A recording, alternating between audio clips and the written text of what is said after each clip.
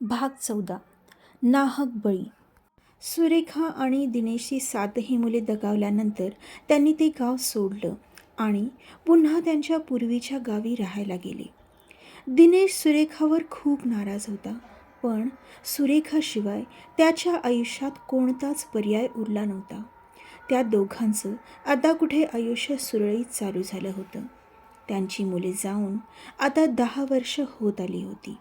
तो वाडा अजूनही दिनेशच्याच नावाने होता आणि तो वाडा विकण्याची हिंमत दिनेशला कधीच झाली नाही.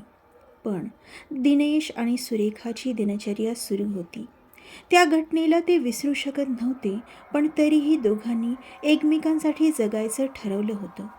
एके दिवशी एक शहरातला माणूस दिनेशला शोधत आला. त्यानं सांगितलं की बाजूच्या गावात असणारा त्याचा वाडा त्याला विकत घ्यायचा आहे. दिनेशने आपल्या मुलांसोबत त्या वाड्यात काय घडलं हे सांगितलं, पण तरीही तो माणूस वाडा विकत घ्यायला तयार होता. कारण एकतर तो शहरातला शिकला सवरलेला माणूस होता आणि त्यात त्याने त्या गावातली जमीन खरेदी केली होती जिथे दिनेश राहत होता. त्याने तो वाडा पाहिला होता आणि त्या वाड्याचं आतील सौंदर्य पाहून तो वाडा त्याला खूप आवडला होता. त्याने निश्चित केलं होतं की तो हाच वाडा घेणार. जेव्हा त्याला समजलं की या वाड्याचा मालक शेजारच्या गावात राहतो, तर मग तो दिनेशला शोधत शोधत तिथे आला होता. दिनेशला तर अजिबात इच्छा नव्हती तो वाडा विकण्याची, पण तो शहरी माणूस काहीही ऐकायला तयार नव्हता. म्हणून मग नाईलाजाने दिनेशने तो वाडा विकला. आता त्या वाड्याचा मालक तो शहरी माणूस होता. त्याच्या कुटुंबात त्याची म्हातारी आई, त्याची बायको, त्याची 4 मुले, 2 मुले व 2 मुली होते. मुली मोठी होती, त्यामुळे त्याला कशाचीही चिंता नव्हती. त्याला शहरातलं वातावरण पटत नव्हतं, म्हणून त्याने गावाकडे यायचा विचार केला होता. त्याचं काम शहरातच होतं, पण त्याचं कुटुंब आता त्या गावात त्या वाड्यात राहणार होतं. तो शहरी माणूस म्हणजे हितेश गुजर. त्याच्या आईला त्याने दिनेशसोबत त्या वाड्यात काय घडलं होतं हे सांगितलं होतं. त्याने हेही सांगितलं होतं की वरच्या मजल्यावरच्या त्या खोलीमध्ये जर का कोणी गेलंच नाही तर काहीही होणार नाही. बाकी वाडा फार मोठा होता, आतून तर अगदी जशाचा तसा होता. म्हणून मग जेव्हा तो आणि त्याचं कुटुंब गावात शिफ्ट झाले, तेव्हा तो वाडा पाहून खूप खुश झाले. हितेशने तर वाडा पाहिलेलाच होता, पण त्याचं कुटुंब राहायला येण्याअगोदर त्याने वाड्याला आतून आणि बाहेरून रंग देऊन घेतला होता. त्यामुळे वाडा अगदी नजर लागण्यासारखा सुंदर भासत होता. एका दिवसातच त्याने आणि त्याच्या कुटुंबाने मिळून सामान लावलं होतं. शेतासाठी एक गडी माणूस ठेवला होता आणि त्याच्या बायकोला वाड्यात कामासाठी ठेवण्यात आलं होतं.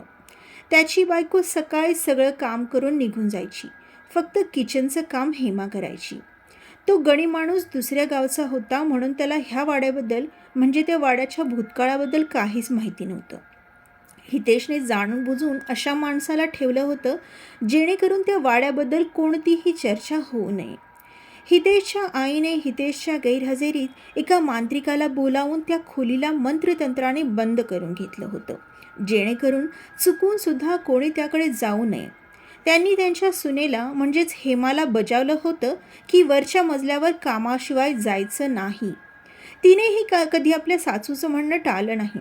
मुलं जात असायची वरती, तेही टेरेसवर जायची पावसाळ्यात. हेमा फक्त वरच्या झाडांना पाणी घालायला जायची. आता तिच्या मोठ्या मुलीच्या लग्नासाठी मुलगा बघणं चालू होतं.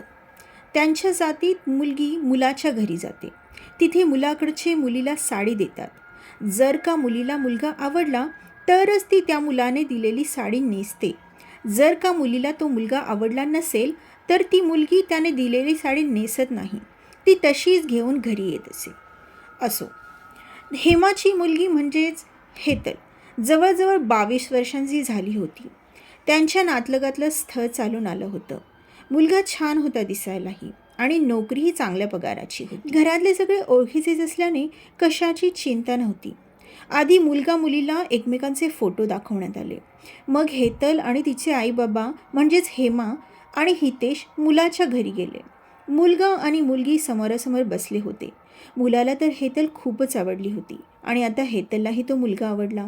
मग हेतलने त्यांनी दिलेली साडी नेसली आणि मग दोन्ही घरचे खूप खुश झाले. काही दिवसांनी मुलाकडचे मग मुलीच्या घरी आले. तिथेच त्यांचा साखरपुडा करण्यात आला. लग्नाची तारीखही काढण्यात आली. मग काही दिवसांनी लग्नही अगदी थाटामाटात पार पडलं. धाकटी मुलगी मीनल, तिचंही लग्नाचं वय झालं होतं.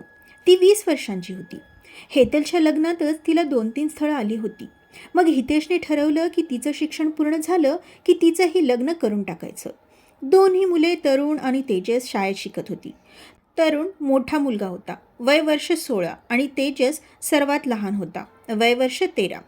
आजीने दोन्ही मुलांना बजावलं होतं की वरच्या मजल्यावरच्या त्या खोलीत पाऊल टाकायचं नाही म्हणून.